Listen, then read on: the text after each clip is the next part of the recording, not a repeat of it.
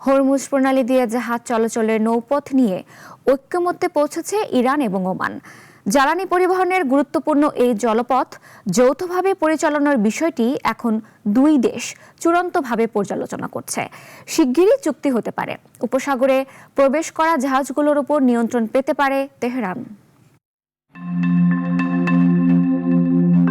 Iran ও ওমানের মধ্যে প্রস্তাবিত চুক্তি বাস্তবায়িত হলে হরমুজ প্রণালী দিয়ে উপসাগরে প্রবেশকারী জাহাজের নিয়ন্ত্রণ তেহরানের হাতে যেতে পারে।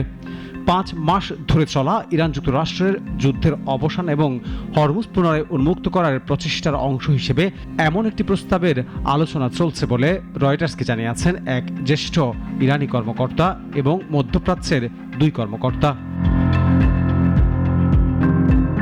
এখনো গুরুত্বপূর্ণ কিছু বিষয় নিয়ে সমঝোতা হওয়া বাকি আছে। আঞ্চলিক কর্মকর্তাদের একজন রয়টার্সকে বলেন, হরমুজের উপর কোনো না কোনো ধরনের নিয়ন্ত্রণের বিষয়টি নিয়ে ইতোমধ্যেই ছাড় দেওয়া হয়েছে। প্রস্তাবিত চুক্তি কার্যকর হলে তা মধ্যপ্রাচ্যে ক্ষমতার ভারসাম্যে বড় ধরনের পরিবর্তনের ইঙ্গিত দেবে বলে মনে করছেন সংশ্লিষ্টরা। যুদ্ধ শুরুর আগে হরমুজ প্রণালী দিয়ে সব দেশের জাহাজ কোনো ধরনের ফি ছাড়াই চলাচল করত। আঞ্চলিক কূটনৈতিক তৎপরতার অংশ হিসেবে হরমুজ প্রণালীর উত্তর ও দক্ষিণ অংশ নিয়ন্ত্রণকারী দেশ ইরান ও ওমান এ বিষয়ে দ্বিপক্ষীয় আলোচনা চালিয়ে যাচ্ছে।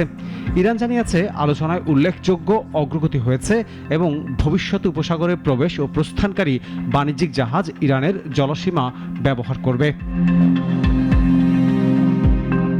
এদিকে ইরান উপসাগরীয় দেশগুলোকে সতর্ক করে জানিয়েছে, যুক্তরাষ্ট্র যদি আবারও তাদের ভূখণ্ডে হামলা চালায় তাহলে উপসাগরীয় অঞ্চলের জ্বালানি অবকাঠামো ও অন্যান্য গুরুত্বপূর্ণ স্থাপনায় পাল্টা হামলা চালানো হবে।